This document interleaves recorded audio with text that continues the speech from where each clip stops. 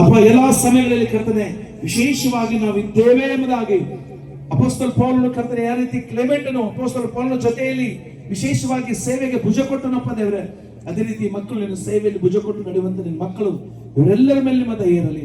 ಇವರೆಲ್ಲರಿಗೂ ಒಳ್ಳೆ ಆರೋಗ್ಯ ಕೊಡ್ರಿ ದೇವರೇ, ಒಳ್ಳೆ ಬುದ್ಧಿ ಜ್ಞಾನ ಕೊಡ್ರಿ ದೇವರೇ, ಇವರಿಗೆ ಹೆಚ್ಚಿನ ಆಯುಷ್ಯ ಕೊಡು ದೇವರೇ.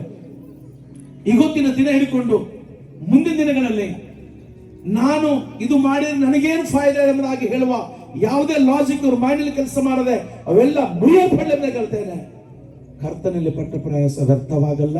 ಒಂದು ದಿನ ನನಗೆ ಬಹುಮಾನ ಇದೆ, ಬಹುಮಾನ ಇದೆ, ನನಗೆ ಬಹುಮಾನ ಇದೆ ಎಂಬುದಾಗಿ ನಿನ್ನ ಮಕ್ಕಳು ನಂಬೋ ಹಾಗೆ ಮಾಡಪ್ಪ ಕರ್ತನೆ. ಈ ಸ್ಟೇಜ್ ಮೇಲೆ ಬಂದಂತ ಮಾತ್ರ ಮಕ್ಕಳಲ್ಲ, ಇಲ್ಲಿ ಬಂದಂತವ್ರು ಪ್ರತಿಯೊಬ್ಬರು ದೇವರೇ ನಿನಗೋಸ್ಕರ ದುಡಿತಾ ಇದ್ದಾರೆ, ಸಭೆಗೋಸ್ಕರ ದುಡಿತಾ ಇದ್ದಾರೆ, ಸೇವೆಗೋಸ್ಕರ ದುಡಿತಾ ಇದ್ದಾರೆ, ಚಿಕ್ಕ ಚಿಕ್ಕ ಮಕ್ಕಳು ದುಡಿತಾ ಇದ್ದಾರೆ. ಇವರೆಲ್ಲರ ಮೇಲೆ ನಿಮ್ಮ ದಯೆ ಇರಲಿ ಅಪ್ಪ. ಎಷ್ಟು ಜನರು ಮುಂದೆ ಮತ್ತು ಎಷ್ಟು ಜನರು ಗೊತ್ತಿಲ್ಲದೆ ದೇವರ ಹಿಂದೆ ಅನೇಕ ರೀತಿಯಲ್ಲಿ ಮದದಗಾಗಿ ಸೇವೆಗೆ ಸಂಸ್ಥೆಗಿದ್ದಾರೆ, ಅವರೆಲ್ಲರ ಮೇಲೆ ದಯೆ ಇರಲಿ ಪ್ರಭು. ನಾನು ಪ್ರಾರ್ಥನೆ ಇದಕ್ಕಾಗಿ ಸ್ತೋತ್ರ.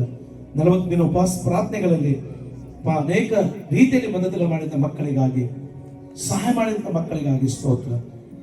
ಈ ಹಬ್ಬ ತನಕ ಇಲ್ಲಿ ತನಕ ನಡೆಸುತ್ತಂದೆ ಸ್ತೋತ್ರ.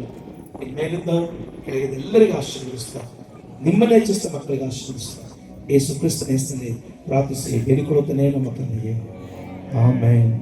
ಬೋಲೋ ಯೇಸು ಮಸೀಹ್ ಕಿ. ಯೇಸು ಎದ್ದಿದ್ದಾನೆ.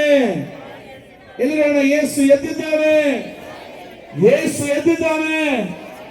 ಆತನ ಸಮಾಧಾನ ನಿಮ್ಮ ಮಧ್ಯದಲ್ಲಿ ನಿಮ್ಮ ಮನೆಗಿರಲಿ. ದೇವರಿಗೆ ಆಶೀರ್ವದಿಸಲಿ. Thank you. God bless you.